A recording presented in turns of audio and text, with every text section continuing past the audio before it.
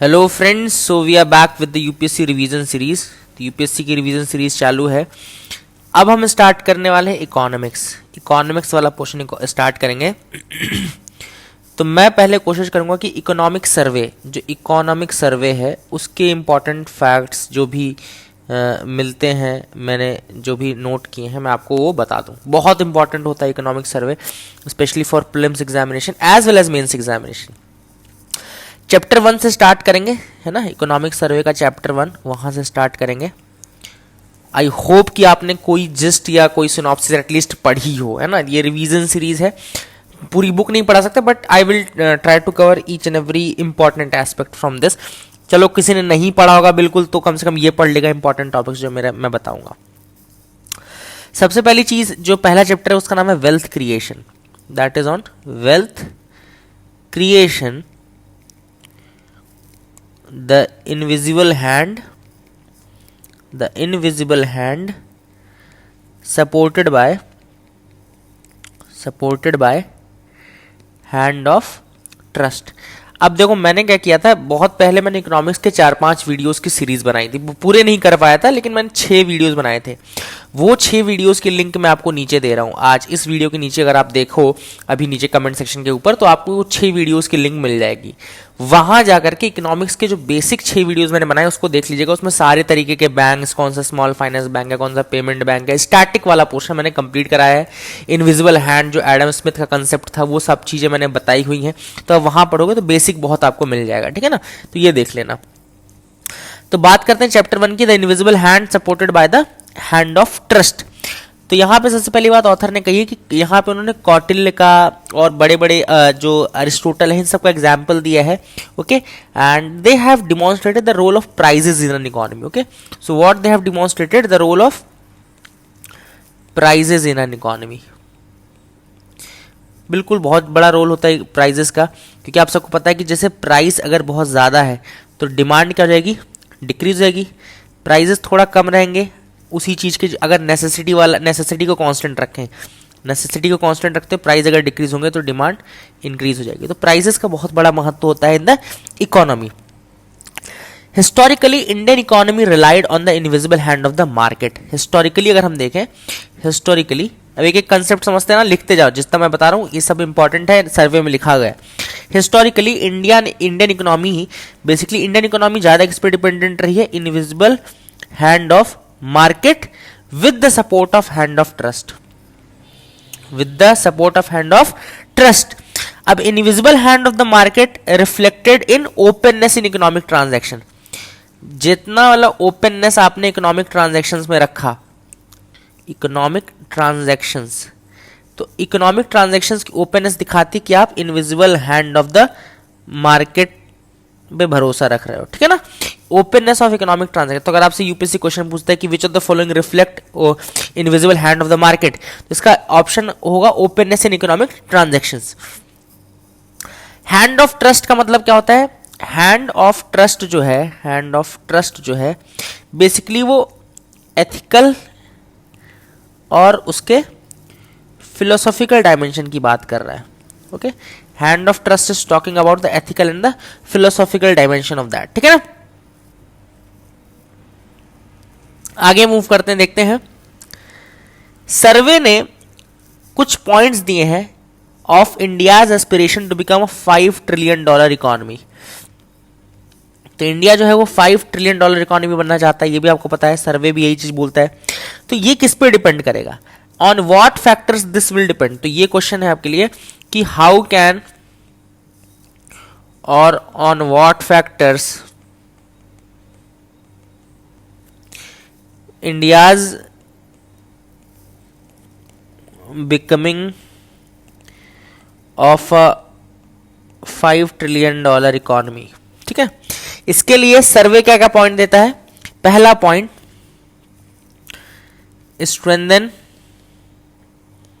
The invisible hand of market. अब देखो, यहां पे पूरे सर्वे में हम बेसिक स्टैटिक तो नहीं कवर कर सकते कि क्या है क्या नहीं है, लेकिन जो मैं पॉइंट्स बता रहा हूं इन्हीं में से क्वेश्चन बनेंगे। ऐसे ही क्वेश्चन फॉर्म होंगे जैसे मैं क्वेश्चन फॉर्म कर रहा हूं कि how can India achieve become a $5 trillion economy. 4-5 points रहेंगे, आपको उनमें स्टिक करना रहेगा। तो strengthening the invisible hand of the market and supporting it with the hand of trust. तो ये जो पहला चैप्टर है, ये वर्ड्स बहुत इंपॉर्टेंट है। इन दोनों की बात की है कि एक इनविजिबल हैंड ऑफ मार्केट मतलब मार्केट, देखो इनविजिबल हैंड ऑफ मार्केट मतलब कि हर व्यक्ति अगर अपना सिर्फ भला सोचते हुए काम करते रहे, मार्केट ड्रिवन इकोनॉमी रहे, तो अपने आप उसका फायदा नहीं मिलता है। हैंड ऑफ ट्रस्ट मतलब मार्केट ड्रिवन इकोनॉमी रहे लेकिन एथिकल और फिलोसॉफिकल एस्पेक्ट के साथ चले। ऐसा ना हो कि वो अनएथिकल तरीके से काम करे, मार्केट या पैरेलल इकोनॉमी की तरह काम करे, वो एक एथिकल मार्केट की तरह काम करेगा अगर, तो ये जरूर इंडिया गेन कर सकता है। अब इसके अंतर्गत क्या क्या पॉइंट्स हैं? इनविजिबल हैंड को कैसे आप स्ट्रेंथन कर सकते हैं? By pro business policies. Pro business policies कैसे आप स्ट्रेंथन कर सकते हो मार्केट को? By making pro business policies, by providing equal opportunities to newcomers, जो नए आ रहे हैं उनको इक्वल अपॉर्चुनिटी दे करके, by enabling fair competition, by enabling fair competition, by eliminating policies unnecessarily undermining the markets. ऐसी पॉलिसीज को रिमूव करना है, ऐसी पॉलिसीज को रिमूव करना है जो कि मार्केट को अंडरमाइन कर रही हो। क्या कर रही हो? मार्केट को अंडरमाइन कर रही हो। Enable trade for job creation, आप जॉब क्रिएशन करो। इस तरीके से, इन सारे तरीकों से ही मार्केट मजबूत होगा और उससे फिर आप 5 ट्रिलियन इकोनॉमी बन सकते हो। By efficiently scaling up the banking sector, आप बैंकिंग सेक्टर को क्या करो? स्केल अप करो, बैंकिंग सेक्टर को स्केल अप करो, ठीक है ना। Introducing the idea of trust as a public good. अब ट्रस्ट के लिए बहुत अच्छी बात बताई जा रही है, सर्वे में बताई है कि introduce the idea of trust as a public good. Trust as a public good बहुत इंपॉर्टेंट चीज है, trust as a public good. तो अगर आपसे देखो ये क्वेश्चन डायरेक्टली आ सकता है कि सर्वे ट्रस्ट को किस तरीके से रिप्रेजेंट करने की कोशिश कर रहा है, या ट्रस्ट को किस तरीके से इंट्रोड्यूस करने की कोशिश कर रहा है सर्वे। याद रखिएगा, ट्रस्ट को वो पब्लिक गुड की तरह इंट्रोड्यूस करने की कोशिश कर रहा है, ठीक है ना। अब देखो यहां पे उन्होंने बहुत सारी चीजें दी, ट्रस्ट की डेफिनेशन दी है। What is trust? First thing, so that survey introduces the idea of trust as a public good. मैंने बताया trust is as a public good, as per the survey trust को उसने पब्लिक गुड बोला है। And it get enhanced with greater use, it enhances with greater use. जितना आप trust को use करोगे, जितना आप ट्रस्ट करोगे, उतना वो बढ़ता जाएगा, ठीक है ना। It can be conceptualised as a public good with the, अब ये कैरेक्टरिस्टिक्स क्या है इसके? कैरेक्टरिस्टिक्स क्या है इसके एज अ पब्लिक गुड के? पहला, it is non excludability. Non excludability, non excludability का मतलब है the citizen can enjoy its benefit at no explicit financial cost. कोई इसमें अलग से फाइनेंशियल कॉस्ट नहीं लगती है। तो ये भी यूपीएससी पूछ सकता है आपसे कि what is the principle of non excludability as per the economic survey. तो as per the economic survey, non excludability means the citizen can enjoy the benefits, the citizen can enjoy benefits at no additional financial cost. Citizen can enjoy benefit at no additional financial cost. बहुत अच्छी बातें हैं यार, सर्वे पढ़ने के बाद मजा आ जाता है। अगर आपने नहीं पढ़ा तो आप मेरा पढ़ लो, मैं आपको बहुत अच्छी चीजें बता रहा हूं। सेकेंड जो उसकी प्रॉपर्टी है वह है नॉन राइवल कंजम्पशन। इसकी जो सेकेंड प्रॉपर्टी कैरेक्टरिस्टिक है, मतलब कि the marginal cost of supplying this public good to an extra citizen is zero. Trust एक ऐसी चीज है कि अगर आप इसको सप्लाई करते हो to an extra citizen, the additional marginal cost is zero. आपको कोई कॉस्ट नहीं लगती अगर आप प्रोवाइड कर रहे हो। जो ले रहा है उसको भी जीरो, जो दे रहा है उसको भी zero. Non rival consumption. It is also non रिजेक्टेबल।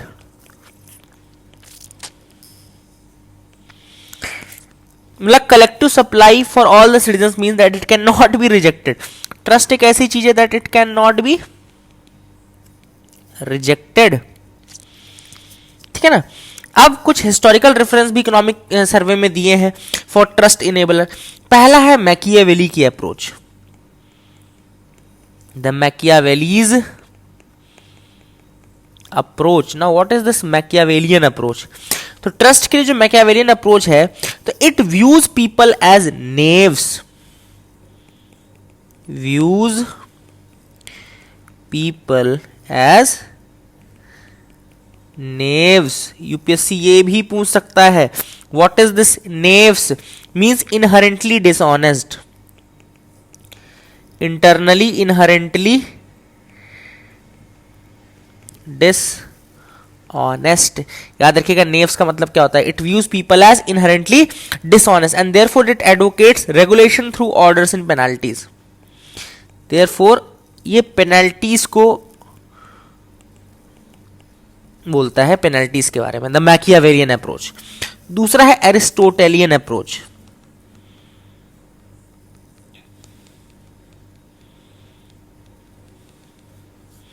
Aristotle की अप्रोच अगर देखें तो he holds that good laws make good citizens.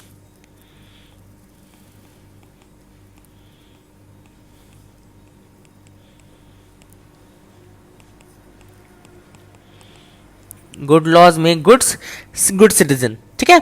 And ये दिस गुड सिटीजन्स और good laws can be inculcated as an habit और सोशल वर्च्यू।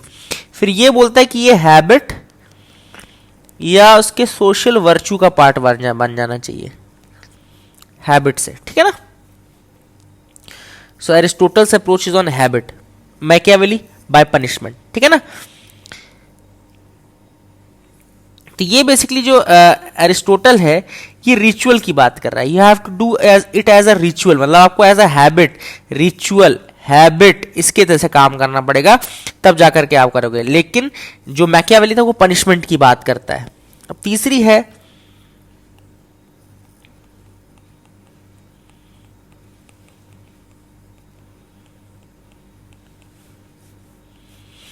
कौटिल्याज अप्रोच, ठीक है। So what is this Kautilya's approach? So Kautilyan अर्थशास्त्र highlights the idea of अन्वीशिकी, बहुत important है।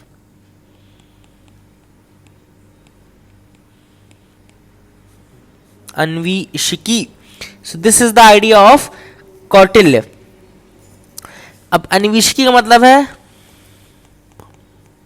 Philosophical ethical framework, ठीक है ना। It reinforces the idea of invisible hand but it emphasises, wait a second let me close this, अजीब यार क्या बोलूं। Philosophy Anvikshiki philosophical ethical framework की बात चल रही है। So it's very disturbing sometimes, I wish I could have close all this things. Anvikshiki की बात चल रही थी, okay. So Anvikshiki is basically idea of Anvikshiki is basically philosophical and ethical framework. Now it reinforces the idea of invisible hand but emphasises equally on the mutual sympathy और trust, मतलब कि ये market but market with trust, mutual trust, उसकी बात करते हैं, ठीक है ना। अन्वेषकी याद रखना, it was the idea of Kautilya. Neves याद रखना मैकियावेलियन अप्रोच, और पेनल्टीज की बात करते हैं। अरिस्टोटल की बात करें तो रिचुअल हैबिट्स की बात करते हैं। This a very important page for you all, है ना, इसको याद रखना, इस सारी चीजों को जो मैंने बताई।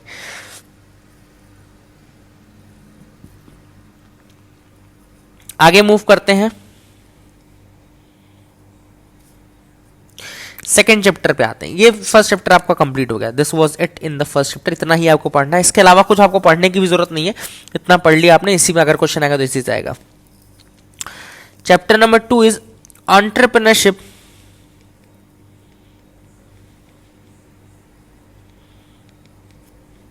And wealth creation at grass roots. Entrepreneurship and wealth creation at grassroots. So entrepreneurship is basically it should be used as an strategy to fuel productivity, growth and wealth creation. तो सेकंड सर्वे बोलता है कि entrepreneurship should be used as a tool for wealth creation. अब सर्वे wealth creation पे बहुत ज्यादा focus करता है, ठीक है ना. एंटरप्रेन्योरशिप के मामले में इंडिया की जो रैंक है that is third. The rank of India is third in terms of your कितने ज्यादा नए मतलब कि एंटरप्रेन्योरशिप के उसमें कितने ज्यादा लोग आ रहे हैं. तो थर्ड है. पहला आई थिंक ब्राजील है, दूसरा साउथ कोरिया है. ब्राजील साउथ कोरिया के बाद तीसरे स्थान में आते हैं in the terms of new. Know the survey suggest that entrepreneurial activities have a great impact on gross domestic district product यानी कि GDDP. सर्वे इसकी बात करता है ग्रॉस डोमेस्टिक डिस्ट्रिक्ट प्रोडक्ट. तो जब 10% इंक्रीज होता है, 10% increase in number of new firms, तो जो GDDP है इट इंक्रीजेस बाय 1.8%. ठीक है ना. और अगर impact of a new firm entry on GDDP is greatest in the manufacturing and services sector. तो ये जो सबसे ज्यादा इंपैक्ट होता है ये मैन्युफैक्चरिंग और सर्विसेज सेक्टर में आता है, सबसे ज्यादा इंपैक्ट होता है. ठीक है ना, इसको याद रखना. एंटरप्रेन्योरशिप में मैंने आपको बताया कि इंडिया जो है वो थर्ड में आता है. ठीक है ना. आगे अगर मूव करें, the survey examines the content and drivers of entrepreneur activity at the bottom of administrative pyramid of over 500 districts in India. ठीक है ना. ये इंपैक्ट देखा है सर्वे ने, स्टडी किया एंटरप्रेन्योर एक्टिविटी का, है ना. क्या होता है बाय मतलब कि 500 से ज्यादा उसमें एंटरप्रेन्योरशिप की जो 500 ज्यादा डिस्ट्रिक्ट्स हैं वहां पे देखा है इसने. ठीक है ना. Entrepreneurship at district level has a significant impact on wealth creation at the grassroots. तो ये grassroots है ना, क्यों बोला जा रहा है कि entrepreneurship at the grass root, wealth creation at the grass root? क्योंकि ये जो हमने GDDP क्यों बोला, ये क्यों हमने बोला कि ग्रॉस डोमेस्टिक डिस्ट्रिक्ट प्रोडक्ट, तो ये डिस्ट्रिक्ट लेवल के, ये मतलब यही एंटरप्रेन्योरशिप जो है वो डिस्ट्रिक्ट लेवल पे होनी चाहिए. The entrepreneurship should be at the district level, उसका इंपैक्ट पड़ता है. ठीक है ना. Birth of new firms in India is heterogeneous and it dispersed across districts and across the sectors. Literacy and education in a district foster local entrepreneurship significantly. जो सबसे बड़े drivers हैं एंटरप्रेन्योरशिप के, एंटरप्रेन्योरशिप के जो सबसे बड़े ड्राइवर्स हैं वो एक आपका लिटरेसी और दूसरा आपका education. Literacy and education are the two most important drivers of your entrepreneurial activity. याद रखिएगा. लिटरेसी का इंपैक्ट सबसे ज्यादा तब होता है when literacy rate is more than 70%. अगर जैसे डिस्ट्रिक्ट, किसी डिस्ट्रिक्ट की भी जैसे डिस्ट्रिक्ट लेवल पे अपन देखें, ग्रास रूट्स एंटरप्रेन्योरशिप की बात कर रहे हैं, तो अगर हम ग्रास रूट पे डिस्ट्रिक्ट लेवल पे देखें जो लिटरेसी है अगर वो 70% से ज्यादा, उसका बहुत ज्यादा इंपैक्ट होगा. ठीक है ना. Now the new firm formation is the lowest in Eastern India with lowest literacy rate. तो न्यू फर्म का जो फॉर्मेशन है, न्यू फर्म फॉर्मेशन इंडिया में पूछा जाए अगर आपसे सबसे कम कहाँ है, तो लोएस्ट जो है new firm formation in India, lowest कहां पर है? Eastern, north eastern, eastern India में सबसे कम है, जहां पे लिटरेसी रेट 59.6% है. ईस्टर्न इंडिया में 59.6% लिटरेसी है और वहां पे सबसे कम आपका न्यू एंटरप्रेन्योरशिप्स का आना है. ठीक है ना. Physical infrastructure quality in the district influences the new firm creation significantly. तीसरी चीज जो मैटर करती है, पहले हमने लिटरेसी एजुकेशन की बात कर ली, दूसरी में तीसरी जो है वो है physical infrastructure. Physical infrastructure, physical infrastructure. ठीक है ना. चौथी चीज जो है ease of doing business and flexible labour regulations.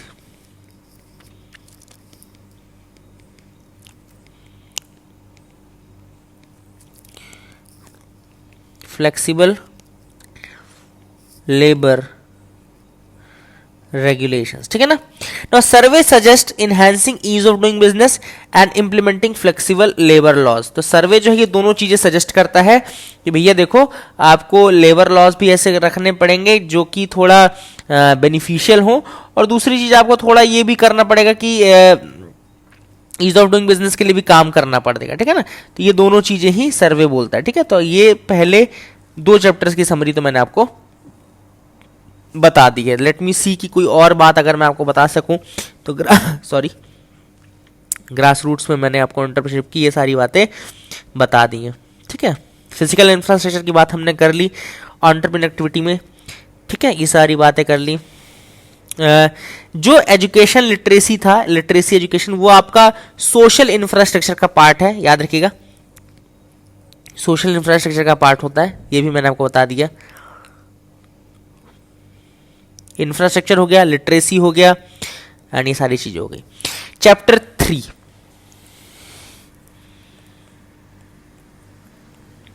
Pro business versus pro crony, याद रखेगा, pro business versus pro crony. Theme क्या है? This chapter tries to highlight the connection between pro business policies, competitive markets, wealth generation, and also it tries to explain the ills associated with pro-crony policies. That means how the policies of pro-business change into pro-crony. Pro-crony, pro-business दोनों अलग चीज है। pro-business मतलब आप ऐसी policies हैं जो कि बिजनेस को बढ़ावा दे रहे हैं। pro-crony मतलब there is a nexus between the business and your policies, nexus बन जाता है जब वो, तो वो गलत है, ठीक है ना। Based on this analysis, the chapter states the pro-business policies are critical to India's aspiration of a $5 trillion economy. तो $5 trillion economy अगर बनना है तो हमको pro-business policies चाहिए, ठीक है ना, pro-business policies चाहिए। तो ये चीज मैं आपको चैप्टर 3 से कल बताऊंगा, ठीक है। Okay, from tomorrow we will start. आज मैंने जस्ट बेसिक आपको आइडिया देने के लिए स्टार्ट कर दिया है ताकि आपको बेसिक आइडिया हो जाए एंड किस तरीके से हम स्टार्ट कर रहे हैं। इकोनॉमिक सर्वे करना बहुत ज़्यादा ज़रूरी है, देखो, इसलिए मैंने आपको बताना चाहिए। अदरवाइज मेरा बिल्कुल वो नहीं था कि रिवीजन सीरीज में मैं इकोनॉमिक सर्वे स्टार्ट करूं, बट आई थॉट कि नहीं, ऐसा नहीं है, इकोनॉमिक सर्वे भी इंपॉर्टेंट है and I will try to cover these aspects with you. जैसे आज हमने बात की, बहुत सारे नेव्स की बात की हमने, अन्वेषकी का कंसेप्ट देखा हमने, रिचुअल्स, पेनाल्टीज, तीनों के अलग अलग वो देखे। तो ये सारी चीज़ें कुछ बहुत इंपॉर्टेंट चीज़ें हैं, आई होप कि आपको समझ में आई होंगी एंड कुछ आपको सीखने को ही मिला होगा ना। This was the first video, बहुत ज़्यादा मैं इकोनॉमिक्स नहीं डालना चाहता था आज, तो फर्स्ट वीडियो के हिसाब से अच्छा हमने देख लिया है। कल थोड़ा ज़्यादा डिटेल में देखेंगे, ज़्यादा पोर्शन कंप्लीट करेंगे, ठीक है ना। So thank you very much for loving us so much and keep loving us, keep sharing us.